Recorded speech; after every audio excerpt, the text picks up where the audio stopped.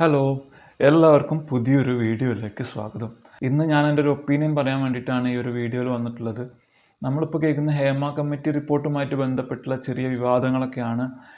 തൊഴിലിടങ്ങളിൽ സംഭവിച്ചുകൊണ്ടിരിക്കുന്ന ചൂഷണങ്ങൾ, അതേപോലെ തന്നെ തൊഴിൽ നിഷേധിക്കുക പോലുള്ള സംഭവങ്ങളെക്കുറിച്ച് നടന്ന ഒരു പഠനത്തിൻ്റെ ഭാഗമായിട്ട് പല പ്രശ്നങ്ങളും ചൂണ്ടിക്കാണിക്കുകയും പലരുടെയും അവർക്ക് മുൻപേ ഉണ്ടായ അനുഭവങ്ങളെക്കുറിച്ചിട്ടൊക്കെ ആ റിപ്പോർട്ടിൽ പരാമർശിക്കുന്നുണ്ട്. അതിൽ പേരുകൾ വന്ന ഭാഗങ്ങൾ കട്ട് ചെയ്തു എന്ന് തുടങ്ങി ഇപ്പോൾ പലരുടെയും മുഖംമൂടി വലിച്ചഴിക്കപ്പെടുന്ന സാഹചര്യം ഉണ്ടാകുന്നുണ്ട്. ഏത് തൊഴിൽ മേഖലയായാലും ഇത്തരത്തിലുള്ള ചൂഷണങ്ങൾ ഉണ്ടെങ്കിൽ അത് പുറത്തേക്ക് കൊണ്ടുവരിക തന്നെ ചെയ്യണം. എല്ലാ തൊഴിലിടങ്ങളും ഇത്തരം പഠനങ്ങൾക്ക് വിധേയമാകണം എന്നാണ് എൻ്റെ ഒരു അഭിപ്രായം.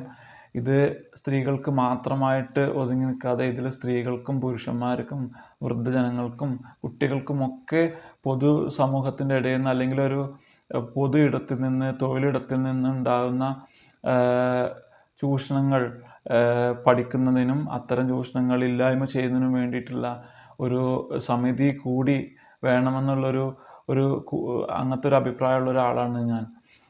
സിനിമാക്കാർ തെറ്റ് ചെയ്തത് മുന്നേ അല്ലേ, അത് പണ്ടത്തെ കാര്യമല്ലേ, ഇപ്പോഴത്തെ കാര്യം നോക്കിയാൽ പോരെ എന്ന് പറയുന്ന ആ കപടവാദങ്ങളൊന്നും വിലപ്പോവാത്ത രീതിയിൽ നമ്മൾ അതിനെ നോക്കിക്കാണണം.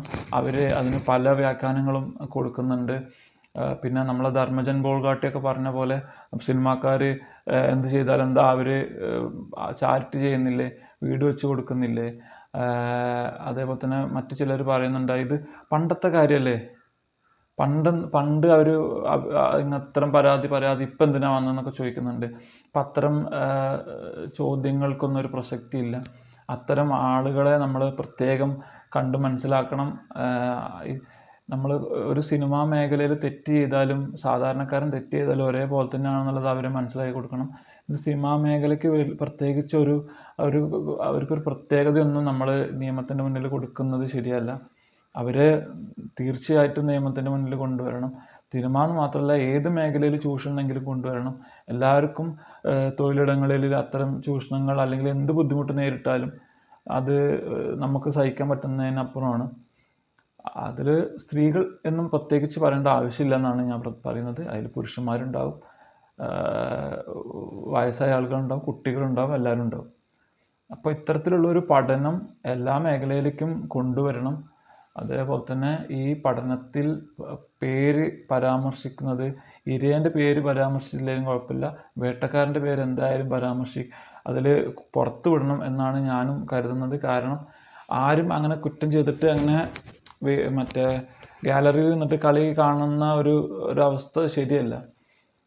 അപ്പോഴേക്ക് കറണ്ടൊന്ന് പോയി, അപ്പോൾ അത് ഡിസ്കണ്ടിന്യൂ ചെയ്യേണ്ട ആവശ്യമില്ലെന്ന് കരുതിയിട്ടാണ് വീണ്ടും വന്നത്. ഈ ഒരു അവസരം മുതലെടുക്കുന്ന കുറേ പേര് നമ്മൾ ന്യൂസിലും സോഷ്യൽ മീഡിയയിലൊക്കെ കാണുകയുണ്ടായി. അവർ പെട്ടെന്ന് ഫേമസ് ആവാനോ അല്ലെങ്കിൽ വേറെന്തെങ്കിലും ആവശ്യത്തിനോ നമുക്കൊരു ദുരനുഭവം ഉണ്ടായി എന്നുള്ള രീതിയിൽ പണ്ട് അങ്ങനെ ഇങ്ങനെ എന്നൊക്കെ പറയുന്ന ആൾക്കാരും കൂട്ടത്തിലുണ്ട്. എല്ലാവരും പറഞ്ഞത് ശരിയാണെന്ന് ഞാനും കരുതുന്നില്ല.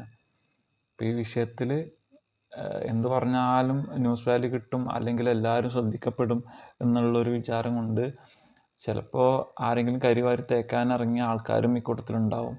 അത് ജെന്യുവിനായിട്ട് പറഞ്ഞ ആൾക്കാരുണ്ട് കേട്ടോ, ജെന്യുവിനായിട്ട് പറഞ്ഞവരും പരാതി കൊടുത്തവരൊക്കെ ഉണ്ട്. അല്ലാത്ത ആളുകൾ പേര് പരാമർശിക്കാത്ത അല്ലെങ്കിൽ ഒന്നും വെളിപ്പെടുത്താത്ത വെറുതെ ഒരു കാടടക്കി വെടിവെക്കുന്ന രീതിയിൽ പരാമർശം നടത്തിയ ആൾക്കാരും ഉണ്ട്.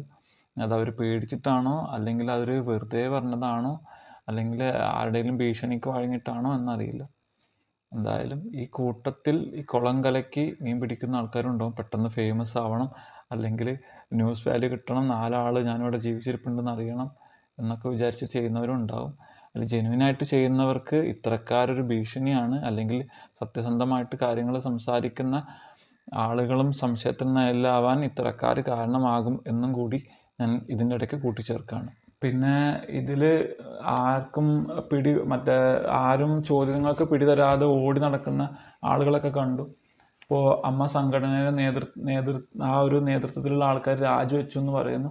അതിനൊന്നും നമ്മൾ ന്യൂസ് വാല്യൂ കൊടുക്കണം എന്ന് എനിക്കൊരു താല്പര്യമില്ല. കാരണം ഒരു കൂട്ടം ആളുകൾ ചേർന്നിട്ട് ഒരു കമ്മിറ്റി രൂപീകരിച്ചു, അത് പിരിച്ചു വിട്ടു, അത്രയും കൊണ്ടാൽ മതി.